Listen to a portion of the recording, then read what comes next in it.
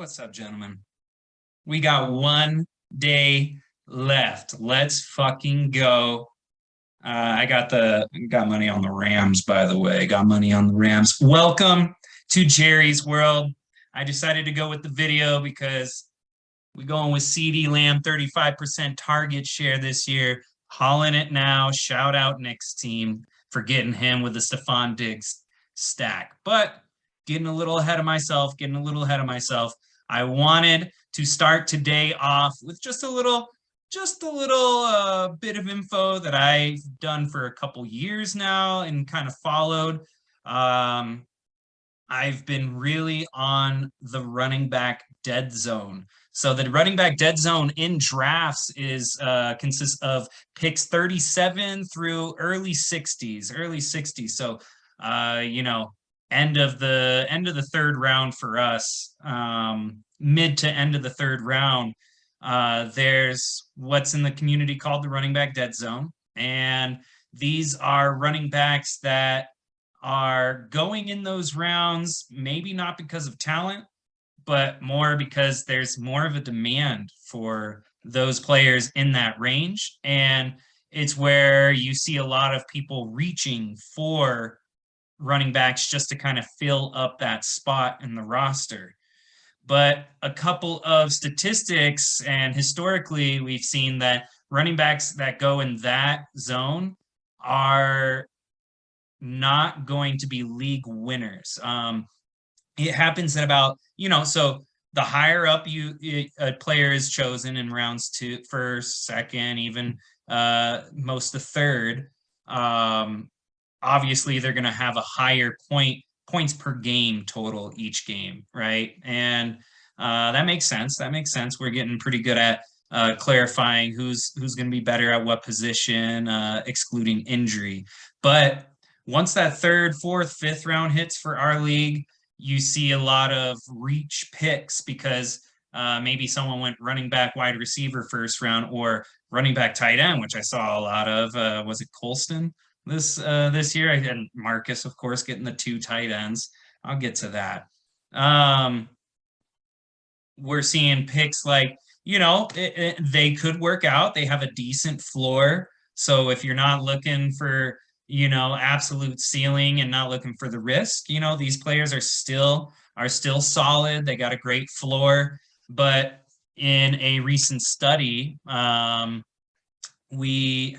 the source I don't really want to tell you guys, but from my source, a recent study was done on running backs in the dead zone, average about 14.2% of being a league winner.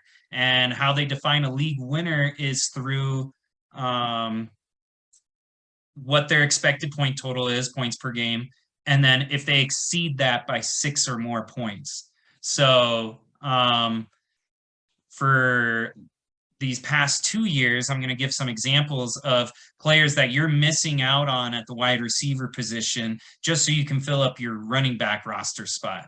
Last year, we had Cooper Kupp and Ja'Marr Chase, league winners. Cooper Kupp had one of the best wide receiver finishes ever. And then Ja'Marr Chase, he had some explosive games, plus in the championship game scored over 50 fantasy points in our league. A couple years ago, it was Stephon Diggs, and these are wide receivers where maybe they're going into a new situation and we don't know, so their draft position isn't increasing, or maybe it's just because we thought maybe Cooper Kupp was washed out or Ja'Marr Chase couldn't catch a football. But those are the risks that you need to be taking, because you're missing out on a chance for a wide receiver to be a league winner at almost a clip of 30%. So you're doubling your chances of creating a league winner by selecting a wide receiver in rounds 3 through 5.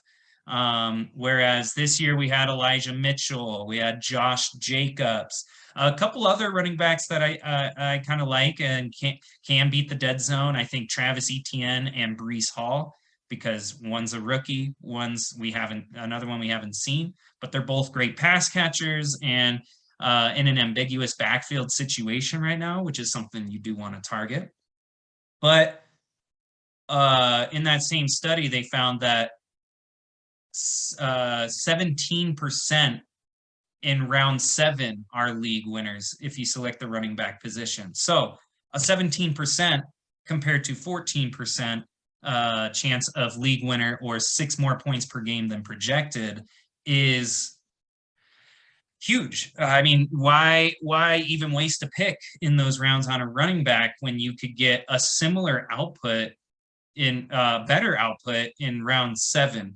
Granted, in round 7, the points per game are a little lower, but 6 points added total comes out 17% of the time in round 7. So why not check those guys out and not fill your running back 2 position? So that's something that I went for this year. I had Kenneth Gainwell in my second spot, and Matt gave me shit for, oh, his running backs are looking fire. Yeah, Kenneth Gainwell as your RB2, definitely not ideal, but my opportunity cost is absolute. Like, I'm not costing myself by going for Kenneth Gainwell over Elijah Mitchell, when you consider in that same time I got Marquise Brown, Juju Smith-Schuster, and Drake London as my wide receivers to fill out my flex spots and my wide receiver position.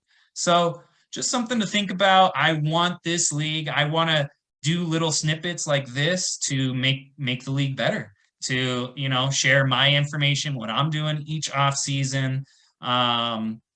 Just snippets. I'm not going to give you guys everything, but basically, progress this league and see what you guys are looking for, or see what the community is heading towards, and relay that information to you guys, just so we can all become sharp drafters. I want this league to be super competitive. So